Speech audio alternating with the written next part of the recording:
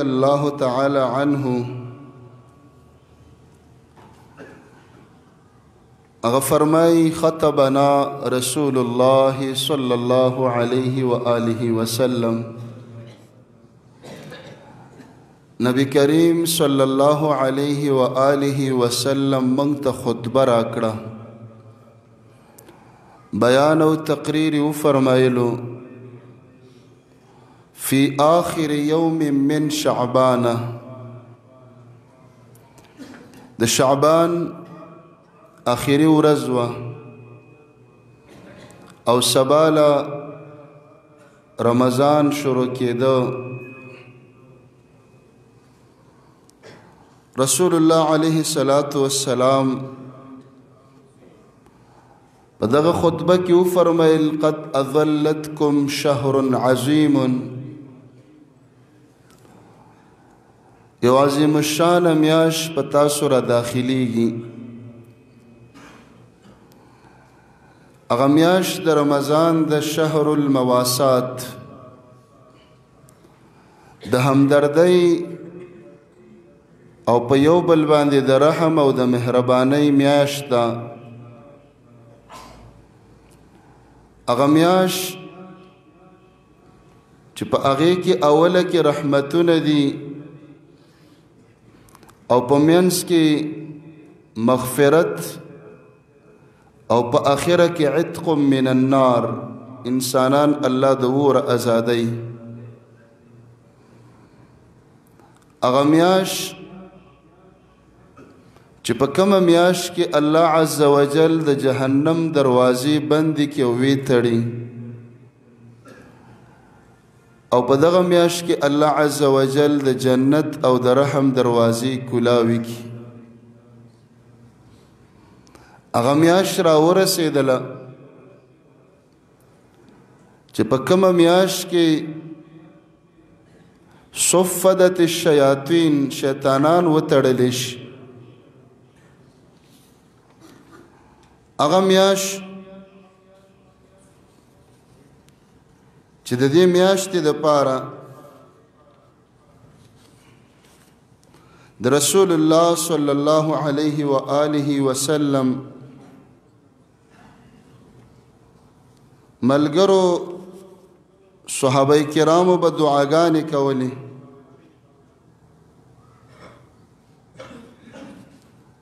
چې الله موږ رمضان ته ورسوه.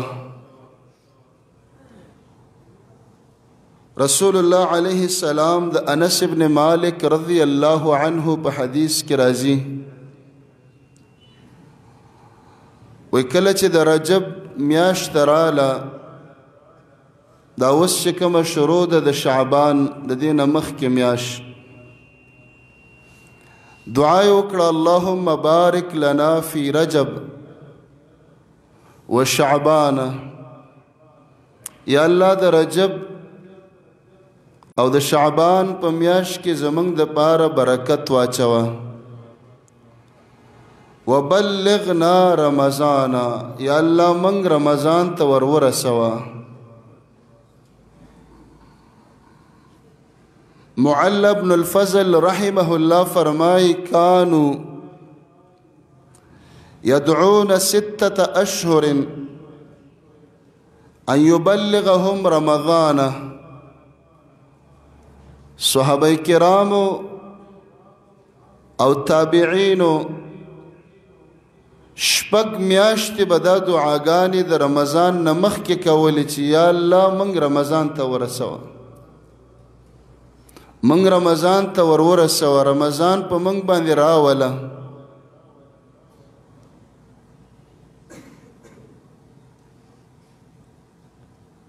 یو تابعی دی یحیی بن ابي کثیر رحمه الله،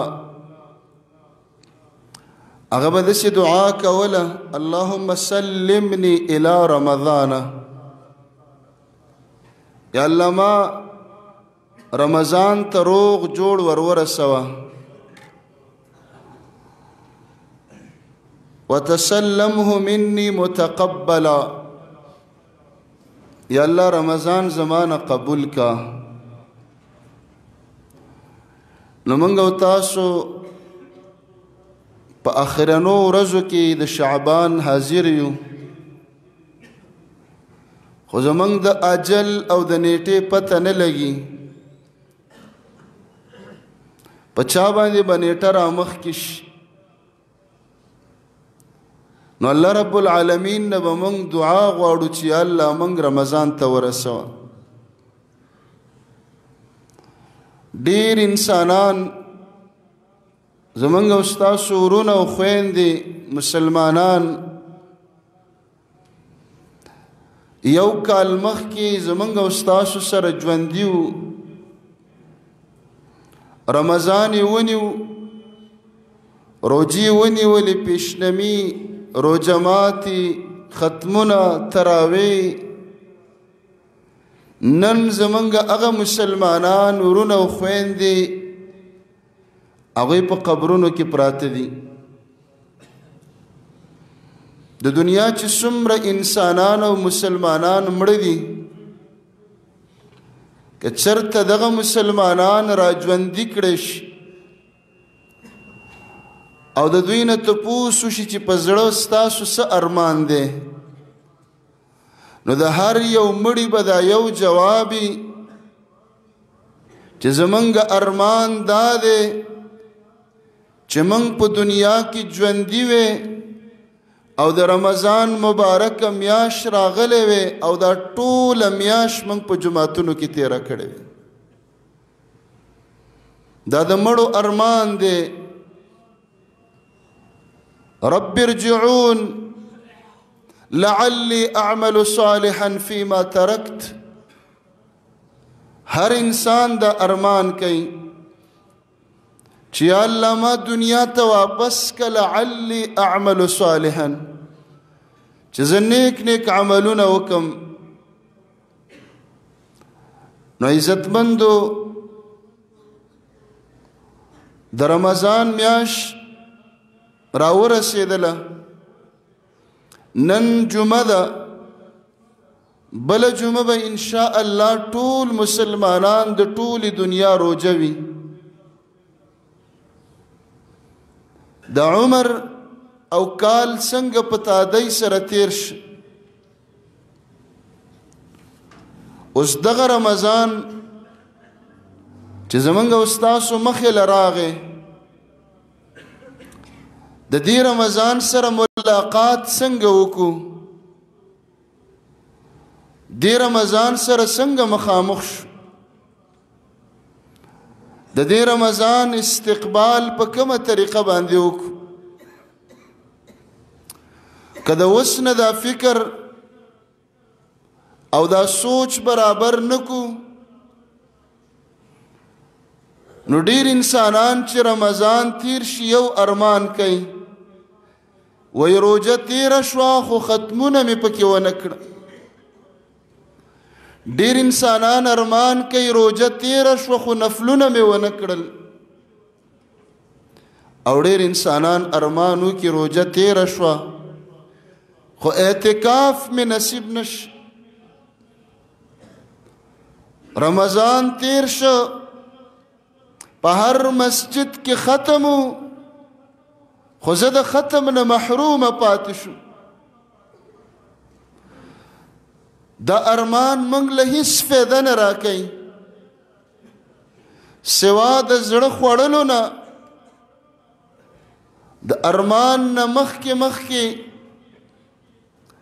موږ او تاسو د دغه رمضان دپاره ځان تیار کړو.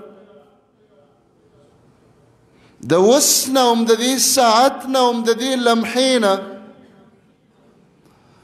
موږ د رمضان د ورځو تقسیمات وکړو چې د رمضان ورځ به څنګه تیروم او د رمضان شپې به څنګه تیروم، اوله عشره به څنګه وځي، دویمه او دریمه عشره به څنګه تیروم، د ورځې به کم اعمال کوم. که د اوس نه موږ د سفر دا پړی برابر نکو، که د اوس نه د رمضان تیاری ونکو، نو بله جمعه به راشي رمضان به او بیا به داسې جمعه راشي چې رمضان به وتلی موږ به څه نه کړي. د رمضان نه مخکې د روژې نه مخکې اول التوبة الصادقه رمضان په موږ را روان دی ان شاء الله که موږ ژوندي یو او الله عز وجل په موږ د ژوند نعمت وکړه خو د رمضان سره څنګه مخامخ شو د الله دا میلمه را روان دی په دې ټولو میاشتو کې عزتمند میلمه رمضان که چا د الله د میلمه اکرام وکړه نو میلمه چې رخصتیږي رب العالمین ته به کارګزاري بیان کی چې الله زه رمضان میلمه ومه ستا بندگانو له ورغلم خو ستا مؤمنانو بندگانو زما استقبال په توبه په استغفار په جړاګانو زما میلمستیا د نظر په حفاظت زما میلمستیا په تلاوتونو زما میلمستیا په ختمونو او زما میلمستیا په شبګیرو او دعاګانو وکړه میلمه خوشاله چې کوم ذات را لېږلې ده کوم ذات دا میلمه راولېږه رب العالمین به هم خوشحاله هسې نه چې میلمه زموږ نه شکایت وکړي چې الله ورغلم ستا بندگانو زما استقبال په نافرمانۍ وکړي د اوس نه لګیا دي او د لوبو آلات لډو کریم بوډي ګیمونه برابرۍ ولی په رمضان کې به سات تیري کوو د اوس نه خلک تاشونه برابرۍ د لوبو دپاره میدانونه جوړئ د شپو دپاره پکې لیټونه او بلپونه لګئ چې د شپې به لوبې دلته کوو رمضان به راشي د ډیرو خلکو سره به مخامخ شي خو ډیر انسانان به په نافرمانیو ګناهونو کې اخته وي نو د الله دا میلمه به زموږ نه څومره خفه لاړ شي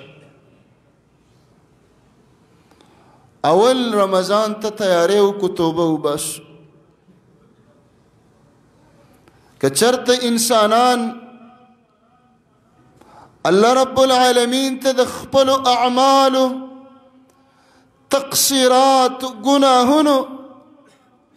توبه وباسي الله رحمان او رحیم ذات پر رمضان کې د دوی واړه واړه اعمال قبلي خو که چرته یو انسان توبه نه ده ویستلی او رمضان را داخل شي په رمضان کې به نیکۍ څنګه قبول شي ګناه کوم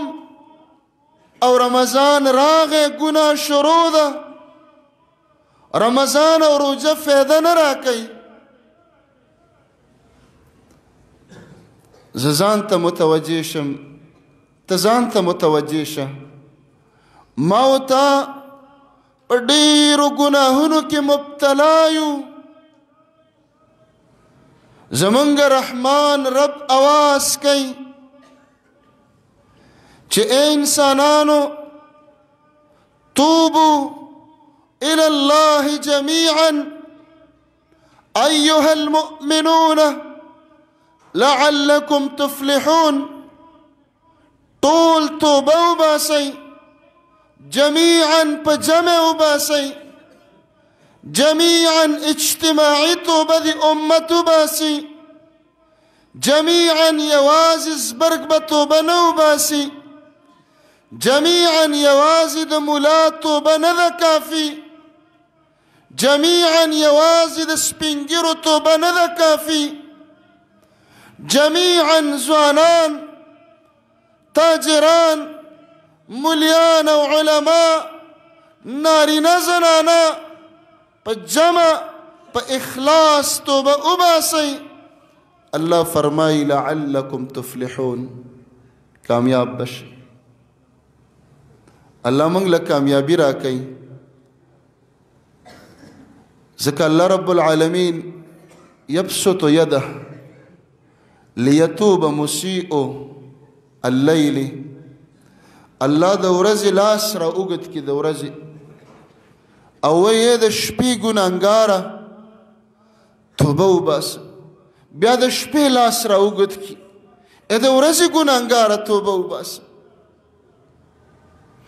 پټ ګناهګاره، ښکاره ګناهګاره، غټ ګناهګاره، وړوکیا ګناهګاره.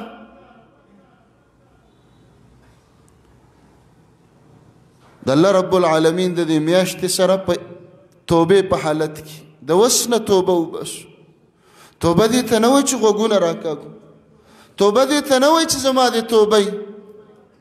توبه العزم الصادق، کلک عزم، اراده وکړه چې دا ګناه مې کوله، خو د نن نه بعد بنده شو، اوسه پورې مې کړې ده،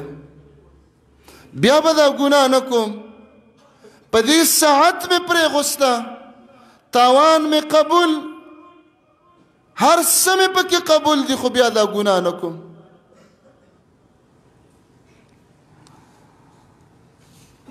رمضان چې کله په انسان بیا په داسې حالت کې راشي چې دا د ګناهونو نه پاکي، الله د ده درجات اوچت کړي. التائب من الذنب کمن لا ذنب له، چې د توبه اویسته، رسول الله علیه السلام فرمایي تا د سره ګناه کړې نه ده. ان الله يحب التوابين، الله د توبو والا خلق خوښوي، مینه ورسره کوي. الله ته محبوب خلق هغه انسانان دي چې جاړي او توبې وباسي، استغفار وایي، ځان لکینې او توبه وباسي. په رمضان به ستا درجې بلندې شي، اوچتې به شي. رمضان کومه میاشت ده؟ د رمضان استقبال په همدردۍ باندې وکړو. په امت د عذابونو لړۍ روانه ده. یو کال مخکې رمضانو، مسجدونو ته په یره راتللو، هغه رمضان کې عذاب و. مه راځئ جوماتونو ته، ګڼه مه جوړوئ، خطبه لنډه وکئ، جوماتونه بند کئ، فلان او فلان عذاب وچلېده. اوس رمضان کې کوم عذاب دی؟ ګراني ډېره زیاته ده، مهنګایي ده. هر انسان او مسلمان د رزق غم را واغست چې په روژه کې به څه خورم.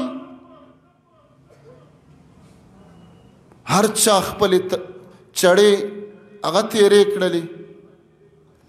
زاړه مالونه راویستلی کېږي، دوکو ته خلکو بډې ووالې، ایکسپایر او 2 نمبر شیزونه به مارکیټ ته راوځي. مسلمان به لوټ مار د پیسو شروع کړي. دې ته شهر المواسات وایي. کله چې به شعبان راغی، صحابه کرامو ادو زکات اموالهم. شعبان د څه میاشت وه؟ په شعبان کې صحابه او تابعینو 2 کارونه کول. اکبو علی المصاحف، قرآن شریفونو باندې به د پاسه سم را پرېوتل، سر به یې ترې نه اوچته. د شعبان میاشت لاړه تېره شو 4 یا 5 ورځې پاتې شو خو موږ پکې د قرآن شریف مخ ونه لید چا پکې ختم ونه شعبان تېر شه چا پکې سپاره تلاوت ونه صحابو به د قرآن شریف نه سر نه اوچتو امام زهري رحمت الله علیه چې شعبان به راغی ویل درس د حدیث نکوم د فقه درس نکوم بیانونه تقریرونه نکوم صرف او صرف قرآن به بیانوم دویم کار ادو زکات اموالهم په شعبان کې زمونږ صحابه او تابعین زکاتونه ورکړل ليتقوى به الضعيفه شعبان زکاتونه ورکي صدقې ورکي ولی چې غریبانان مسکینان ضعیفه لاچار خلق د هغوی په کور کې هم وړه پیدا شي موږ د رمضان دپاره د اوس نه بندوبست شروع کړی دی په اول نمبر کې څومره غوړي موږ تیارو ځکه رمضان زموږ د غوړو نه بغیر تیریږي نه سپور رمضان په موږ نه تیریږي چې دا غوړي 1 کیلو په 10,000 روپۍ نو هم موږ په رمضان کې استعمالو زما مسلمان وروره ستا په کور کې غوړي شته ته به په رمضان کې غوړي ترکاریانې پراټې وخورې خو لرې مزه ستا په خپلوانو ستا په ګاونډیانو کې داسې انسانان او ورونه او خویندې شته چې په رمضان کې پیشنمي کې د شپې بیګانۍ سپوره وچه ډوډۍ به خوري د شهر المواسات همدردي لږه پیدا دا روجه الله ولې فرض کړې ده د روجې د فرضیت حکمت هم دا دی چې مسلمانه ته یو 12 ګنټې وږی شه ډوډۍ 2 ټیمه وخوره چې تا ته پته ولګي چې ستا غریبانان ورونه او خویندې کال 12 میاشتې 2 ټیمه ډوډۍ خوري داسې اوږدې نهرې تېری رمضان د ډیرو انسانانو روژه ماتي د غوښو نه بغیر نه تیریږي سبزیانو سره وخت نه پاس کیږي خو زما مسلمان وروره د هغه کونډې غم وکړه چې د کمې کونډې زنانه روژه ماتې هم د ساګو او سبو سره دی په تا به کمه نشي په 2 کیلو غوښه کې په پاو باندې په تا اثر نه پرېوځي په دړۍ غوړو کې په 1.5 کیلو غوړو په تا اثر نه پرېوځي خو د یو کونډې بچي هغه پې خوشحالېدلی شي د یتیمانانو سات به پې تېر شي سات ډېرې میندې په دې رمضان کې جاړي یتیمانان بچي ورته ناست بچي تې روژه ماتي کې خوراکونه غواړي دا مور یې د کوم ځای نه پیدا کړي بچی پراټې غواړي غوړي د کوم ځای نه راوړي غوښه د کوم ځای نه راوړي اچارونه او مربې د کوم ځای نه راوړي داسې میندې شته چې دسترخوان ته کیني یتیمانان بچي ورسره ناست دي هره مړۍ او هر قب د اوښکو سره تېروي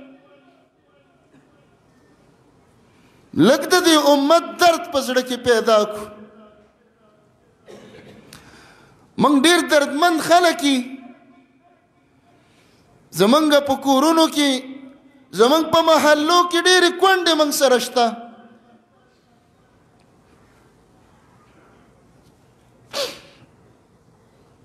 موږ ډېر یتیمانان لرو زمونږ په محلو کې ډېر غریبانان شته خو زما دسترخوان د 20 قسمه ترکاریو نه ډک دی دومره لوښي او دومره ډشونه پراته دي چې لاس مې نه راسي داسې ترکاری هم زموږ په دسترخوان پاتې شي چې موږ د هغې نه سکه مو نه کړله ولې په دې کې زما یو مسلمان ورور حق نه لري ما او تا کلمه په څه ویلې ده په دې کې زما خور غریبه حق نه لري په دې کې زما یو یتیم بچی حق نه لري په دې 20 ترکارانو کې 2 لوښي د هغه حق کې نه رسي زما او ستا او د هغه د وروري د کلمې په څه باندې جوړه شو صحابه کرامو به زکاتونه راجمع کړه په دې میاشت کې صدقې به راجمع کړلې او په دې شعبان کې په کورونو به ګرځېدل ذمہواری والا د یو کونډې په ځان یو یتیم ومنه لازمې کا چې د رزق په ماش خیر دی نن به خپلو بچو ته ووایم چې یو څو ورځې په ترکاریو کې غوړي کم استعمالولي 1 کیلو غوړي بل چاله ورکړه نن به د غوښې یو څو پوټي لږ وخورو په یو دړۍ غوښه کې یو کیلو نیمه کیلو بل چاله ورکړې ده دا امت په موږ حق لري موږ به ټول عمر خپل ځان مړو صحابه کرام ایثار عجیب ایثار جهاد د معرکه ده صحابه کرام زخمیان پراته دي یو صحابي आवाज کې چې تګه مو براوړی رااله او بچ ولا رااله بل आवाज وکړم تګم دا اولنې صحابي وای زما سات تیریږي زما دی ورور له ورکا هغه ته چې ورسېد درام आवाज وشي چې زم تګم چې کله هغه له ورسېد هغه وبه وسکلې د ابو والا چې دی 2 لراته دواړه شهیدان شو د خپل جان د روح د ژوند قرباني د یو بل د پاره ورکوله د رسول الله علیه السلام داسې محله نه وه لکه زموږ محلې او کورونه چې د یو بل نه خبره پاتې شو موږ څه وایو خوري به غم بزان لکی ځوان دی مټې لري ځواني به مې کله مټې به مې الکان به مې بیا به الله غریبي راوستي دا خو د الله تقدیر دی دکانونه به م لري او الله به پې غریبي راوستي چیلې الال سر پوخ که گاونډیانو کرے ولېږه گاونډیانو ویلې زمونږ گزاره کیږي بل گاونډي کرے ولېږه هغې ویلې زمونږ سات تیریږي دا نور وږي دي کله غوښه نه ده خوړلې د سر غوښه به وخوري په 2 کورونو وګرځېده په 8م نمبر کې امقه کور ته راغی چې د کم کور نه وتلی خیر دی ټوله نشو ورکولی لږه په ځان راکم وکړو د امت د دې غریبانانو غم وکړو په دې ګرانه ګرانۍ کې زما یو دیاړي مار ورور په 1000 روپۍ دیاړي کوي و زما مسلمان وروره په 1000 روپو د بچو د ډاکټر او د علاج بندوبست وکړي که د میاشتې 100 زره کرایه ورکړي او که د وړو بندوبست وکړي دا به کوم ځای ته رسي موږ به څو پورې دا جمع واري نه کوو څو پورې به زموږ اکاونټونه ډکېږي څو پورې به موږ پیسې جمع کوو د امت مظلومان وپېژنو د دې مدارسو کې طلبا دي علما دي الله رب العالمین د عالم او د طالب په باره کې څه فرمایي لا يسألون الناس الحافا د عالم پیشه دا نه ده چې چا نه وغواړي للفقراء الذين احصروا في سبيل الله الله وی زما فقیرانو پیژنئ چې په جماعت او مدرسه کې را بند ناست سفر نه کوي دکان نه لري کاروبار نه کوي يحسبهم الجاهل اغنياء من التعفف ناخبره سړی سوی طالب مالدار دی مولوی صاحب او عالم مالدار دی ولی جامع سپینه ده د قرآن څه عجیبه الفاظ وی ناخبره سړی پې مالداره ګمان کوي سوال نه کوي چاته لاس نه نیسي دا هم زموږ د دې معاشرې د دې امت مظلومه طبقه ده اے مسلمانانو په خپل ځان سوچ وکړه په ګرانۍ سره که ګراني راځي دیاړي او تنخواه به راځي خو دا صرف د عالم او د ملا او د امام تنخواه ده چې 15 کاله مخکې هم 3000 او 15000 وه او 10 کاله پس هم همغه تنخواه ده د په موږ او تاسو حق لري علما دي دعات دي طالبان دي په مدرسو کې مسافر دي بې وطنه بې کوره د لرې ځایونو خلک شپه ورځ قرآن ته ناست شپه ورځ دین بیانوه درسونو ته ناست نو عزتمندو د همدردۍ میاشت مظلومې طبقې چې څومره دي په هغې رحم وکړو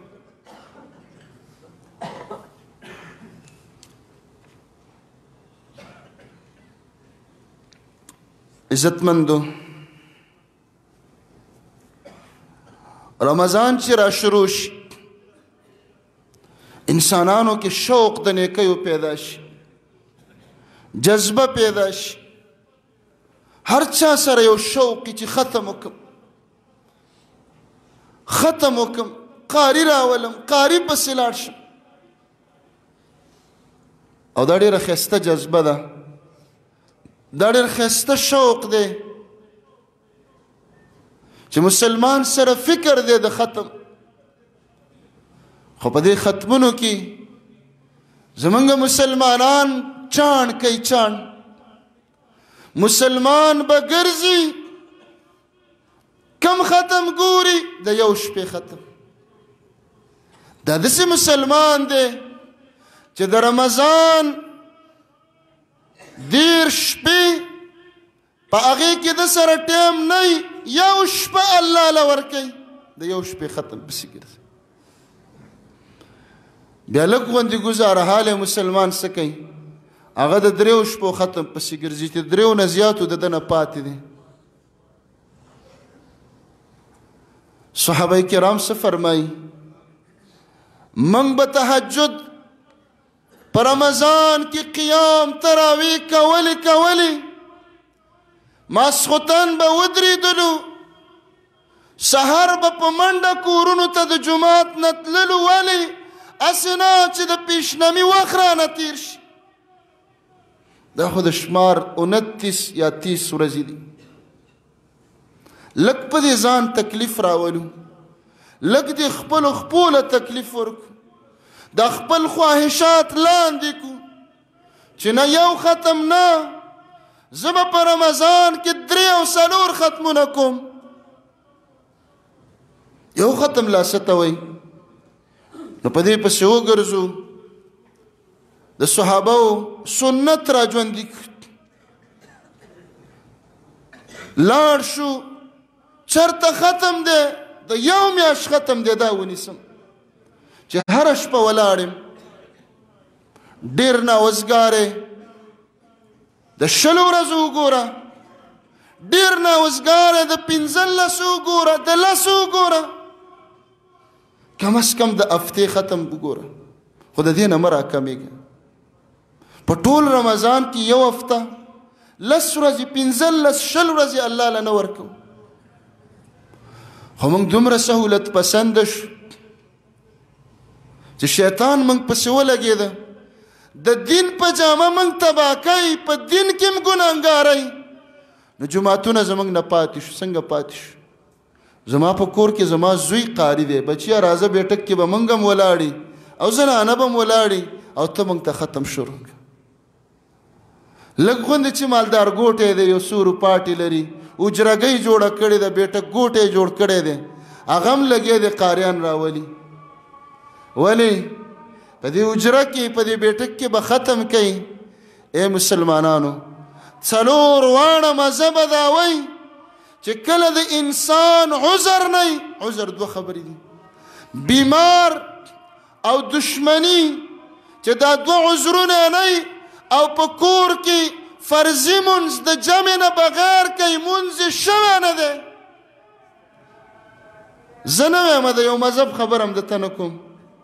دا د اتفاق خبره ده زما مسلمان وروره ختم مستحب دی که دې ونه که ګناهګار به نه یې خو اجر ده نه پاتې شي او که د ماسخوتن مونځ دی بغیر د عذر نه په خپل بیټک او اجره کې وکړه نو مونځ دې نه دی شوی ګناهګار پاتې شو رسول الله علیه السلام څه فرمایي زه ځوانان د ځان سره کوم لرګي راجمع کوم اتخلف الى رجال لا يشهدون الصلاة معنا چې موږ کورونو کې مونځ کوي خو چې جمع له جومات ته نه راځي دوی باندې سره د کورونو سره د بچو اور ورته لګوم مسلمان وروره زه تا ته دا نه یم چې ختم مه کوه الله دې تعالی توفیق درکړي چې ستا په بیټک کې 3 ختمونه وشي خو فرض مونځ جومات کې کوه فرض مونځ مه پرېږده زمونږ ختمونه دا د نومونو ختمونه دي پلانکي خان حاجي صاحب ملک صاحب او پلانکي صاحب او د صاحب قاري راوسته ختم یې وکړه خو حاجي صاحب شاته په کرسۍ کې به ناست په آخره ورځ به یو څو مټیان خلکو له ورکړي دته به هم په غاړه کې ګلونه او هارونه ور واچوي چې مبارکه شه ختم دی ختمونه نوم لراله عبادت ته چا سره غم نشته که د عبادت غم وی په جوماتونو کې میاشتې ختم دی تا به د میاشتې نیولی وی تا به د 15 ورځو نیولی وی نو مسلمانانو ورونو ختمونه وکئ الله تا باندې رحم وکړه بچی حافظ او قاری درکه بېشکه پې ختم وکړه خو فرض مونځ دا ستا په کور کې نه کېږي فرض مونځ دې په بیټکه اجره کې نه کېږي فرض مونځ جومات کې وکړه سره د قاري صاحب سره د سړو چې څومره تا سره ودرېږي فرض نه بعد بیا لاړ شه کور کې ختم وکړه دا د کور ختم داسې نه و چې دا به ته د ماسخوتن نه ودرېږي کومو صحابه کرامو چې کورونو کې ختمونه کول نو د شپې 11 او 12 بجې به په کور کې بیا ختم ته ودرېدل جومات کې به تراویح وکړئ کور کې به په نیمه شپه ختم شروع کړي د دې رواج نه ځان راوباسو هسې نه چې د دې نعمت ناشکري وشي چې الله بچی قاري راکه مټیان راوړلی شم خپې په بله اړولي قاریان راغواړه قاریان ورونو دلته ډېر قاریان ناست دی زما دا غږ به م اوري قرآن مه سپکوئ دا د عبادت کلام دی دې سره وجاړئ دې سره قیام وکئ رسول الله چې به لسته جړل به دا په خلکو مه خرڅوئ د یوې جوړې د یو څو روپو الله به رزق درکړي د خلکو په درونو دا قرآن مه ګرځوئ خلق جماعتونو ته راولئ مسجد ته محتاجه کوي عبادت خانو ته راولئ دې ته عبادت خانې وایي چې په یو قدم جماعت ته را رواني او یو قدم اوچتئ الله پې یو نیکي ورکړي یوې ګناه معاف کړي یوې درجه اوچته کړي او چې جماعت کې مونځ وکړي یو مونځ وله په 20 درجې حساب کړي الله اجر ورکوي عزتمندو چې کله تراویح وکړو بعضې ورونه چې تراویح ختم شي ویتر کور ته وړي ویتر په کور کې کوي د رمضان نه علاوه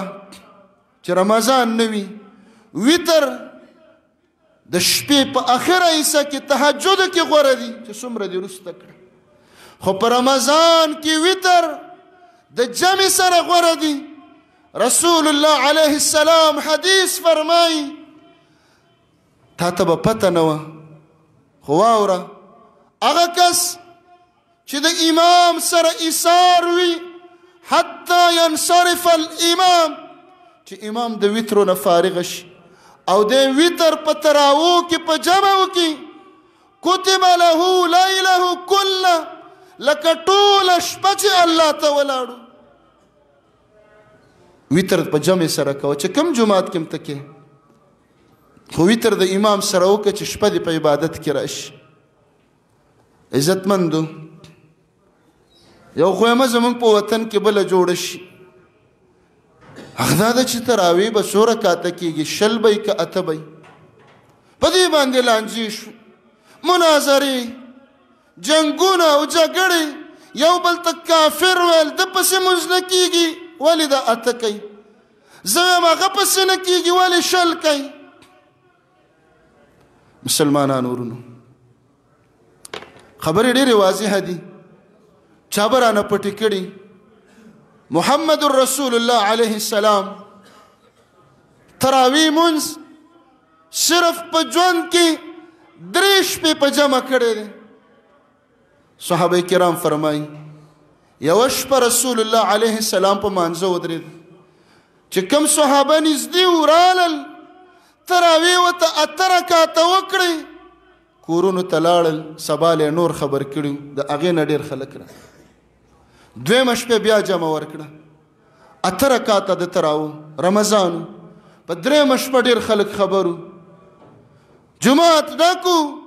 خو رسول الله علیه السلام تر سحره راونوت صحابه په انتظار سبا له چې شو ته ویل ځکه راونوتلم چې تاسو 2 شپې په جمع وکړئ او په درېیمه شپه رالی هسې نه چې الله وفرمایي چې زما د دې بندګانو دا تراویح خوښې دي دا هم پې فرض کوم زه راونوتم چې امت ته تکلیف پیدا نشي 15 وخته مونځ نشي کولی چې دا پې فرض نشي هسې نه چې دا پې فرض شي نو د دې د وجې نه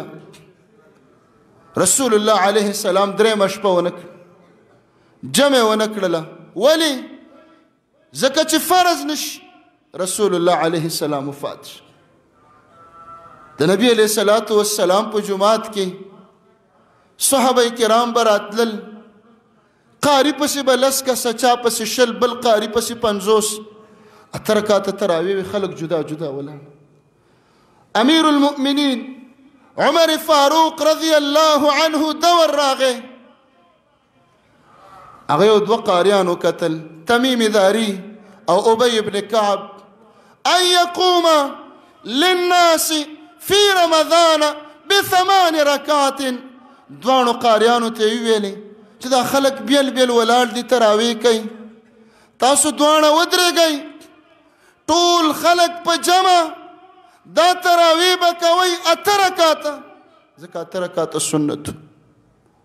مسجد نبوي کې دوباره تراویح شروع شو ولی رسول الله علیه السلام ځکه جمع پرېښې وه چې یره وه چې فرض نشي چې رسول الله علیه السلام وفات شي وحی نه راځي نه فرض کېږي عمر د رسول الله علیه السلام امقه د 2 شپو سنت را ژوندی که او صحابه ورته ویل 8 رکعاته کوئ. بعضې خلک وایي عمر رضی الله عنه شل کړي په ذخیره د احادیثو کې کتابونو کې دا څوک نشي ښودلی چې عمر رضی الله عنه هغه 10 رکعاته کړي. دروغ وایي. کله وایي سعودي عرب کې 10 کېږي، مکه کې مدینه کې. سعودي عرب کې 3 کاله، 13 کال، ابل کال او هغه بل کال 3 واړه کالونه په سعودي عرب مکه او مدینه کې هم 8 رکعاته وشو. دا 10 هغوی ولې کوي؟ په ټولو عربو جماعتونو کې 8 رکعاته دي، صرف په حرمینو کې 10 کوي. په دې حرمینو کې 4 جانمازه پراته و، 4 دیواله، یو د امام شافعي صاحب جانماز و، د هغه مرګري به راتلل په خپله طریقه مونځو، بل د امام مالک جانماز، بل د امام ابو حنیفه، بل د امام احمد رحمهم الله. کله چې ملک عبدالعزیز راغی رحمه الله، هغه د یو عالم سره مشوره وکړه، امام محمد بن عبد الوهاب رحمه الله، چې د امت په بیت الله کې هم متفق نشي. 4 جمع په بیت الله کې په یو وخت به ولاړ وي،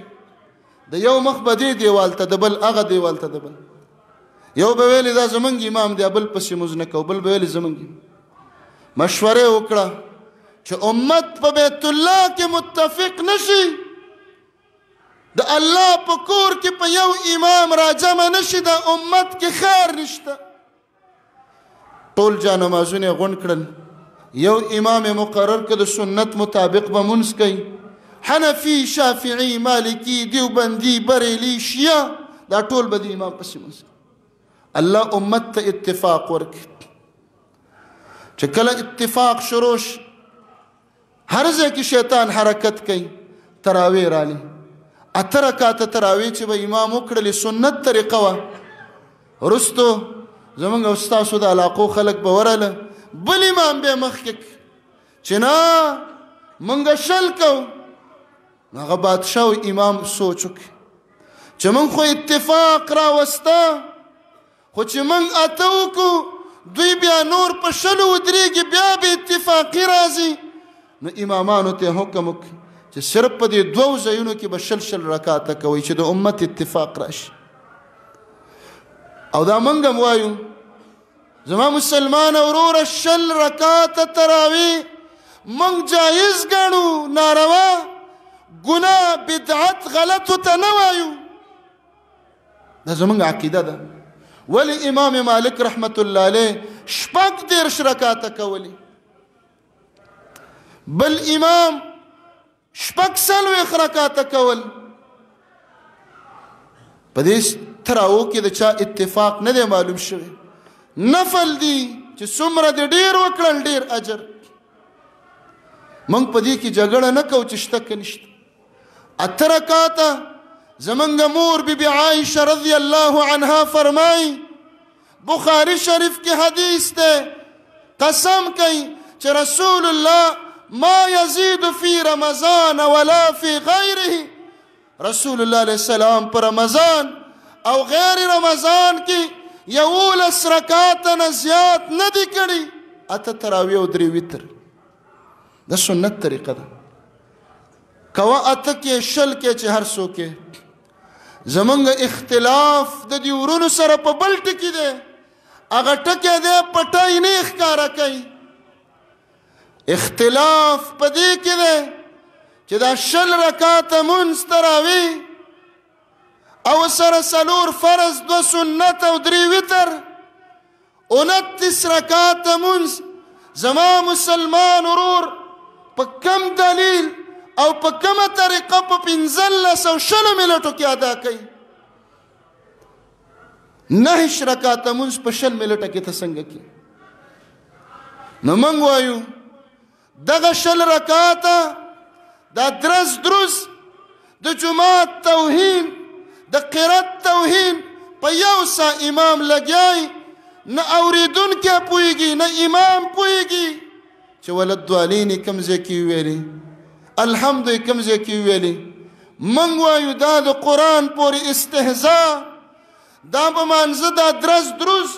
په دې جومات کې دا درزاره، دا زنګنونه په دې ځمکه وهل، دا د مونځ توهین،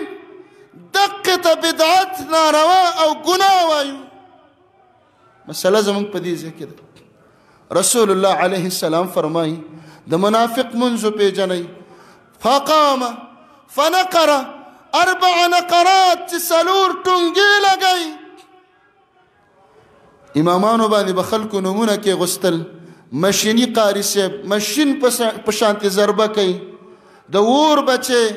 راکټ قاری صاحب،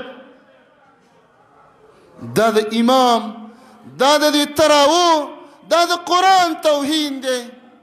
زه تا ته نه ویم چې شل مه کوه، شل وکړه، خو چې کوم په مکه کې څنګه په قلاره کېږي د هغوی 20 رکعاته په 2.5 ګنټو کې ختمیږي او زمونږ 20 رکعاته په 20 منټه کې ختمیږي. هغه پکې څو سپارې وایي، 1 سپاره په حرم کې، څومره په قلارې وایي، او ده پکې 15 سپارې ویلي. عزتمندو دغه وایو د دې عبادت غم وکه غم، ډېر او لږ ته مه ګوره، ښایسته ته وګوره. الله ډېر او لږ ته نه ګوري. لیبلوکم ایکم احسن عملا، الله فرمایي ښایسته ده نه غواړم. 2 رکعاته وکړه، د دغه درز دروز، د دغه کته پورتی، د دغه ټونګونه 2 رکعاته غوره دي، اتم مه کوه، 2 وکړه غوره دي. که نن عمر ژوندی وی او ته وی عمر 20 کړي دي او دا ستا 20 ولیدلی او دا ستا دا منډې، دا د جومات توهین، دا د قرت توهین، دا د قرآن سپکاوی، په الله قسم چې په دې تراو به هغه تاله سزا درکړې وي چې دا مونځ به دې ته وایي. محمد رسول الله علیه السلام یو آیات باندې یو شپه تېروله، صحابو به پې یو شپه تېروله. نو غرض مې دا د مسلمانانو ورونو که څوک 20 رکعاته کوي په قلارې کوي، بلکل دې کوي، هېڅوک به ورته دا ونه وایي چې تا غلطه وکړه. 40 وکړه، 50 وکړه، ماسخوتن 20 وکړه، پیشنمي کې بیا 20 وکړه، پابندي در باندې نشته. په قلاره وکړه، په ارام وکړه. داسې جوماتونه وګوره چې چېرته په قلاره کېږي، په ارام سره کېږي. انتخاب وکړه، مزل به ورپسې وکړي، لږ به ستړی شي، لږ به ودرېږي،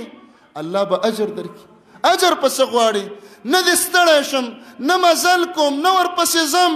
نه خپله تکلیف ورکوم او اته واړه جنتونه م غواړم. نو عزتمندو